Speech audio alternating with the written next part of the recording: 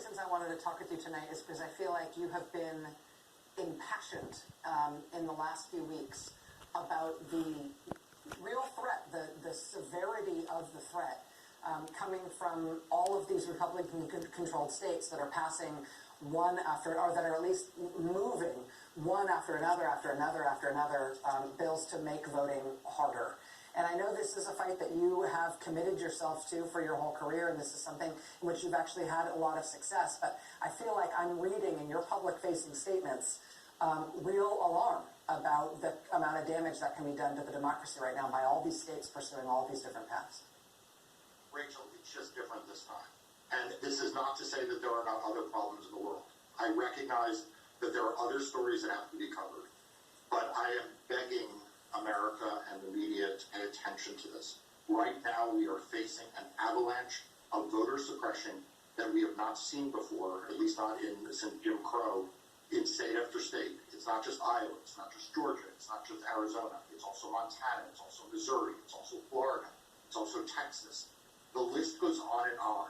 Donald Trump told a big lie that has led to a assault on democracy in the Capitol on January 6th. The assaults we're seeing going on now in state capitals with the legislatures may be less deadly and be less violent, but they are every bit as damaging to our democracy. If this is a national avalanche of voter suppression, as you describe it, is there a national response that is warranted from people who want to fight against this kind of voter suppression? Obviously, you're taking this on at the granular level. When Kim Reynolds in Iowa signed this bill, that became the first of these voter suppression laws actually signed into law, despite all the other ones that are moving and moving fast in a lot of states. You were Johnny on the spot and filing a lawsuit instantly against it. You are fighting granularly. You're fighting on those front lines. What can happen nationally, or what can happen at the state level by non-lawyers, by citizens who care about these things? Yeah, so two things. First of all, at the federal level, we need H.R. 1, and we need the Reauthorization of the Voting Rights Act, the John Lewis bill, and we need them soon. At the state level, what people can do is they can stand up. They can tell their neighbors and their friends that this is not okay. They cannot avoid the hard conversation when their crazy uncle says something crazy. They can confront it.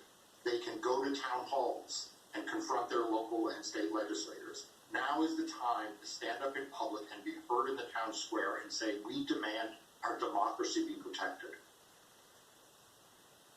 When you say that we need H.R. 1, that we need the voting rights, the restoration and advancement of voting rights that represented by that bill and by the John Lewis bill, the reason that there is cynicism that those will ever become law, even as H.R. 1 has already passed the House, is because the existence of the filibuster in the Senate and the resistance of some moderate Democratic senators to get rid of the filibuster, even if they were only to sort of tailor the filibuster so that it couldn't be used to block voting rights legislation, it couldn't be used to block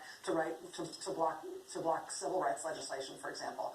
I wonder if there's something that you would say to an Arizona Senator Kyrsten Sinema, for example, in terms of the stakes in Arizona and how that passing H.R. 1 by hook or by crook might save the country. Here's what I'd say. There's a line from a Supreme Court decision several decades ago that said the First Amendment is not a suicide pact. Well, neither are the Senate rules. The Senate rules are there to allow for minority participation in debate, but it's not a suicide pact by which democracy gets destroyed. So I don't know the right mechanism, but one way or another, we need to have Congress vote on H.R. 1 and the John Lewis bill, because whatever else is at stake, without a functioning democracy, we won't have anything else.